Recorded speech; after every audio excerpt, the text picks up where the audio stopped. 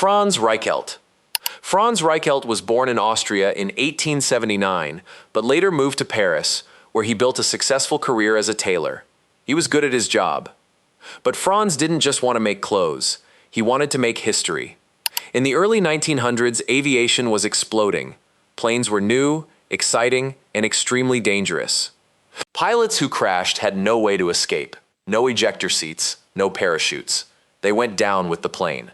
Franz saw this as a problem he could solve, so he started designing a parachute suit, a wearable coat that would deploy like a parachute if a pilot needed to jump from a falling aircraft. On paper, it was a genuinely brilliant idea, the kind of idea that could save thousands of lives. He tested it on dummies thrown from his apartment building. The results were not great. The suit crumpled, the dummies hit the ground hard, but Franz was convinced the problem was the height. He needed more altitude. So he applied for permission to test it from the Eiffel Tower. The authorities agreed, but under one condition. He had to use a dummy, not himself. Franz said yes, but on the morning of February 4th, Franz arrived at the Eiffel Tower wearing the suit himself. Witnesses tried to talk him out of it. Officials urged him to use a dummy as agreed. Franz refused.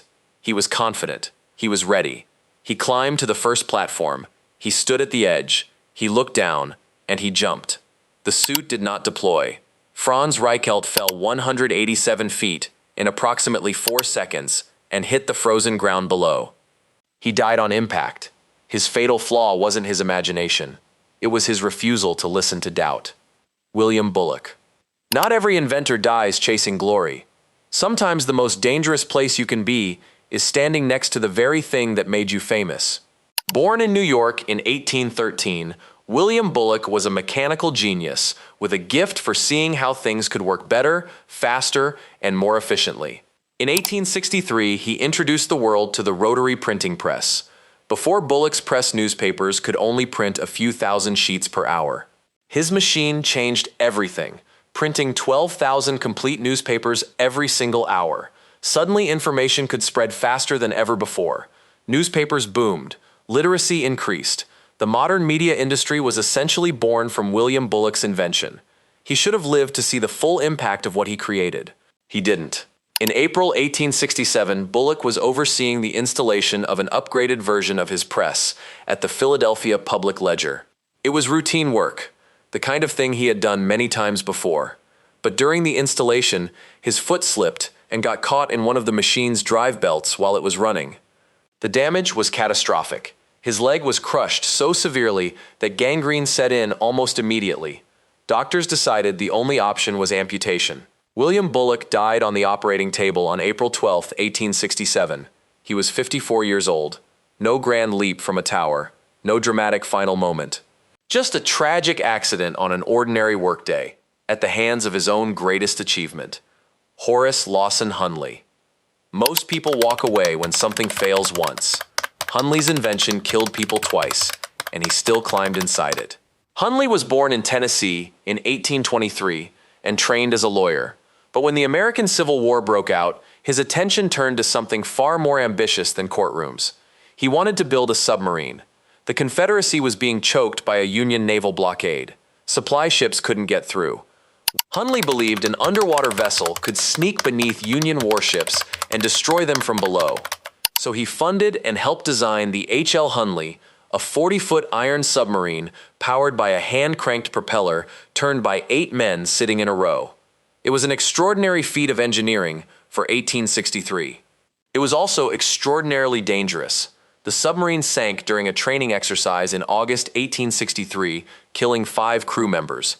They raised it, they kept going. It sank again in October 1863, killing all 8 crew members on board. 2 sinkings, 13 men dead. Any reasonable person would have walked away. Horace Hundley was not a reasonable person. He personally took command for the 3rd test dive on October 15, 1863. It sank again. Hundley and all 8 crew members died underwater in the vessel that bore his name. But here is the darkest twist. The Confederates raised it a 3rd time, and on February 17, 1864, the H.L. Hundley became the first submarine in history to sink an enemy warship. Horace Hundley never saw that moment. He was already dead, killed by his own invention months before it achieved the very thing he built it to do. Otto Lilienthal. He made over 2,000 successful flights. He inspired the Wright brothers. And then one gust of wind ended everything.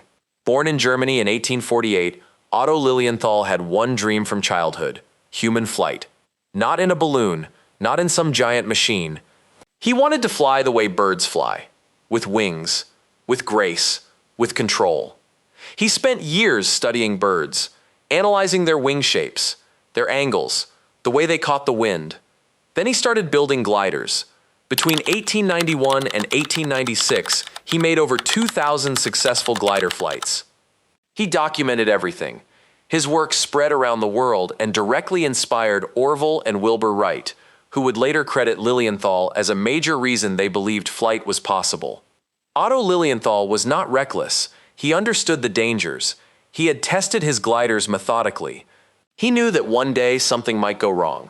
On August 9, 1896, a sudden, unexpected gust of wind caused his glider to stall. He lost control. He fell from approximately 50 feet and broke his spine on impact. He died the following day. He was 48 years old. His last recorded words were, "Sacrifices must be made." Not a cry of regret, just a quiet acceptance that the pursuit of something truly new sometimes comes with a cost. Otto Lilienthal knew that cost. He paid it, and the world of aviation was built on the foundation he left behind. Thomas Midgley Jr. Most inventors change the world. This one accidentally damaged it, twice. And then his own invention finished the job. Thomas Midgley Jr. was born in Pennsylvania in 1889. By most measures, he was a genius with a natural gift for chemistry and a brilliant problem-solving mind. He worked for General Motors and became one of the most decorated chemists in American history. He also became, according to some historians, the single human being who caused the most damage to the Earth's atmosphere in all of history. His first invention came in 1921. Cars at the time suffered from engine knocking, a rattling combustion problem that hurt performance. Midgley discovered that adding lead to gasoline eliminated the problem completely. Leaded gasoline was born. For decades it pumped lead, a devastating neurotoxin, into the air that billions of people breathed every single day. Studies later linked it to neurological damage, lowered IQ levels, and increased crime rates across entire generations. But Midgley wasn't done. In 1930, he developed chlorofluorocarbons, CFCs, a new class of chemicals used in refrigerators, air conditioners, and aerosol sprays worldwide. They seemed like the perfect solution. Decades later, scientists discovered CFCs were destroying the ozone layer, the shield protecting all life on Earth from deadly ultraviolet radiation. Two inventions, both celebrated, both catastrophic. And then came the final irony. In 1940, Midgley contracted polio and became severely disabled. So he did what any inventor would do. He invented a solution, an elaborate system of ropes and pulleys to help him get out of bed each morning. On November 2, 1944, those ropes became tangled around his neck. Thomas Midgley Jr. was strangled by his own invention at the age of 55. If irony had a face, it would look exactly like this story. Marie Curie. She won 2 Nobel Prizes. She saved over 1 million lives during World War I. And her own discoveries quietly killed her, without her ever knowing it was happening. Marie Sklodowska was born in Warsaw, Poland in 1867, at a time when women were not allowed to attend university in her country. She was brilliant from childhood, but the doors of formal education were closed to her simply because of her gender. She refused to accept that. She moved to Paris in 1891, enrolled at the Sorbonne, and graduated first in her class. She met and married Pierre Curie, and together they began one of the most remarkable scientific partnerships in history. Working in a cold, poorly ventilated shed, they began investigating a strange phenomenon. Certain materials seemed to emit rays of energy on their own, without any external source of power. Marie coined a word for it: radioactivity. In 1898, she discovered 2 new elements: polonium, named after her home country, and radium, from the Latin word for ray. In 1903, she became the first woman in history to win a Nobel Prize. In 1911, she won a second, in a completely different science. She remains the only person in history to ever do that. During World War I, she developed mobile X-ray units and drove them herself to the front lines. She is estimated to have helped treat over 1 million wounded soldiers. She was extraordinary, she was tireless, she was fearless. And that fearlessness was slowly killing her. Nobody at the time understood how dangerous radioactive materials truly were. Marie handled polonium and radium with her bare hands. She carried radioactive test tubes in her coat pockets. She kept radioactive materials in her desk drawer. She even wrote in her journal that the soft blue-green glow of radium in the dark was beautiful. She had no idea it was destroying her from the inside.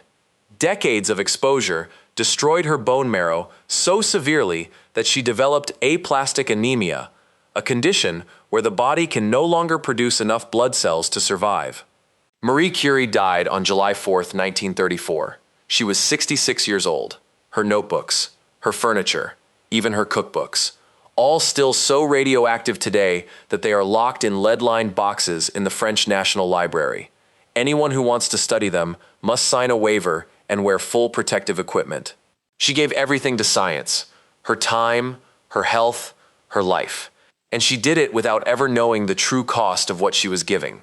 Of all 6 people on this list, she is perhaps the most heartbreaking, not because of irony or bad luck or obsession, but because she simply loved her work too much to stop.